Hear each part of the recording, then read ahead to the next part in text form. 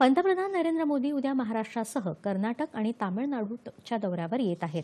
सकाळी 11:15 वाजता पंतप्रधान सोलापूर इथं विविध विकास कामांचं भूमिपूजन आणि लोकार्पण करतील. यात 2,000 कोटी रुपयांचे 8 अमृत प्रकल्प आहेत.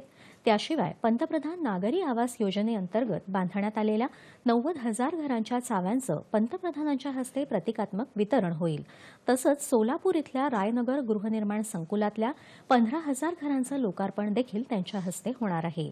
ही घरं सोलापूर जिल्ह्यातले विडी कामगार, हातमाग कामगार, कचरा वेचक आणि हमाल अशा वर्गांसाठी बांधण्यात आली आहेत. त्याशिवाय याच कार्यक्रमात पंतप्रधान स्वनिधी योजनेच्या पहिल्या आणि दुसऱ्या हप्त्याचं 10,000 लाभार्थ्यांना वितरण देखील त्यांच्या हस्ते होईल. बंगळुरू इथंही विकास कामांच्या उद्घाटनानंतर चेन्नई इथल्या 6व्या खेलो इंडिया युवा क्रीडा स्पर्धांचं उद्घाटन पंतप्रधानांच्या हस्ते होणार आहे.